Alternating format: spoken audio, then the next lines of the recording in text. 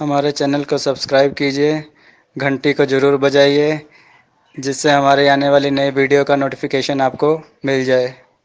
जय श्री राम भक्तों, आज हम कथा श्रवण करेंगे। एक गुरु द्वारा अपने शिष्य का अहंकार खंडित करना और उसे सीधे रास्ते पर लाना। आइए कथा श्रवण करें। संत कबीर जी गांव के बाहर झोपड़ी बनाकर अपने पुत्र कमाल के साथ रहते थे। संत कबीर जी का रोज का नियम था, नदी में स्नान करके गांव के सभी मंदिर में जल चढ़ाकर दोपहर बाद भजन में बैठते। शाम को देर से घर लौटते। वह अपने नित्य नियम से गांव में निकलते थे। इधर पास के गांव में जमींदार का एक ही जवान लड़का था, जो रात को अचानक मर गया। रात भर रोना धोना चला। आखिर में किसी ने सुझाया कि गांव के बाहर जो बाबा रहते हैं उनके पास ले जाओ, शायद वह कुछ कर दें। सब तैयार हो गए। लाश को लेकर पहुंचे कुटिया पर। देखा बाबा तो है नहीं, अब क्या करें। तभी कमाल आ गए। उनसे पूछा कि बाबा कब आएंगे। कमाल ने बताया कि अब उनकी उम्र हो गई है। सब मंदिरों के दर्शन करते लौटते लौटते रात हो जाती है। आप काम बोलो, क्या है। लोगों ने लड़के के मरने की बात बता दी। कमाल ने सोचा कोई बीमारी होती तो ठीक था, पर यह तो मर गया है, अब क्या करें। फिर भी सोचा लाओ कुछ करके देखते हैं, शायद बात बन ही जाए। कमाल ने कमंडल उठाया, लाश की 3 परिक्रमा की, फिर 3 बार गंगा जल का कमंडल से छींटी मारा और 3 बार राम नाम का उच्चारण किया। लड़का देखते ही देखते उठकर खड़ा हो गया। लोगों की खुशी की सीमा न रही। इधर कबीर जी को किसी ने बताया कि आपके कुटिया की ओर गांव के जमींदार और सभी लोग गए हैं। कबीर जी झटकते कदमों से बढ़ने लगे। उन्हें रास्ते में ही लोग नाचते कूदते मिले। कबीर जी को समझ नहीं पाए। आकर कमाल से पूछा क्या बात हुई। कमाल तो कुछ और ही बताने लगा। बोला गुरुजी, बहुत दिन से आप बोल रहे थे ना कि तीर्थ यात्रा पर जाना है, तो अब आप जाओ, यहाँ तो मैं सब संभाल लूँगा। कबीर जी ने पूछा क्या संभाल लेगा। कमाल बोला बस यही, मरे को जिंदा करना, बीमार को ठीक करना, ये तो सब मैं अब कर ही लूँगा। अब आप तो यात्रा पर जाओ, जब तक आपकी इच्छा हो। कबीर ने मन ही मन सोचा चेले को सिद्धि तो प्राप्त हो गई है, पर सिद्धि के साथ ही साथ इसे घमंड भी आ गया।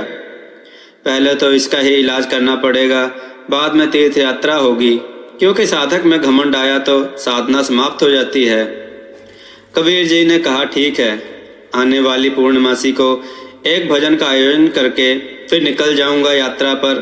तब तक तुम आसपास के 2-4 संतों को मेरी चिट्ठी जाकर दे आओ, भजन में आने का निमंत्रण भी देना। कबीर जी ने चिट्ठी में लिखा था कमाल भयो कपूत, कबीर को कुल गयो डूब। कमाल चिट्ठी लेकर गया एक संत के पास। उनको चिट्ठी दी। चिट्ठी पढ़कर वह समझ गए। उन्होंने कमाल का मन टटोला और पूछा कि अचानक से भजन और आयोजन का विचार कैसे हुआ। कमाल ने अहम के साथ बताया कुछ नहीं, गुरुजी की लंबे समय से तीर्थ यात्रा पर जाने की इच्छा थी, अब मैं सब कर ही लेता हूँ, तो मैंने उन्हें कहा कि अब आप जाओ, यात्रा कराओ। तो वह जा रहे हैं और जाने से पहले भजन का आयोजन है। संत दोहे का अर्थ समझ गए। उन्होंने कमाल से पूछा तुम क्या क्या कर लेते हो। तो बोला वही मरे को जिंदा करना, बीमार को ठीक करना जैसे काम। संत ने कहा आज रुको और शाम को यहाँ भी थोड़ा चमत्कार दिखा दो। उन्होंने गांव में खबर करा दी। थोड़ी देर में 200-300 लोग की लाइन लग गई। सब नाना प्रकार की बीमारियों वाले।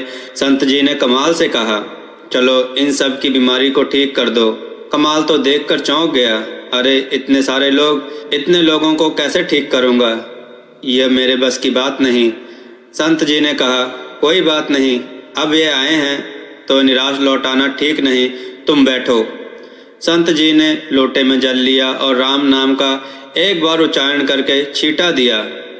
एक लाइन में खड़े सारे लोग ठीक हो गए। फिर दूसरी लाइन पर छींटा मारा, वे भी ठीक हो गए। बस 2 बार जल के छींटे मारकर 2 बार राम बोला तो सभी लोग ठीक होकर चले गए। संत जी ने कहा अच्छी बात है कमाल, हम भजन में जरूर आएंगे।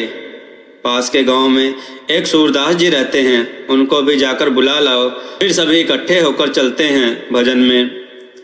कमाल चल दिया सूरदास जी को बुलाने। सारे रास्ते सोचता रहा कि ये कैसे हुआ कि एक बार राम कहते ही इतने सारे बीमार लोग ठीक हो गए। मैंने 3 बार प्रदक्षिणा की, 3 बार गंगा जल छिड़क कर 3 बार राम का नाम लिया, तब बात बनी।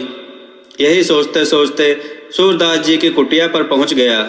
जाके सब बात बताई कि क्यों आना हुआ। कमाल सुना ही रहा था कि इतने में सूरदास बोले, बेटा जल्दी से दौड़ कर जा, टेकरी के पीछे नदी में कोई बहा जा रहा है, जल्दी से उसे बचा ले।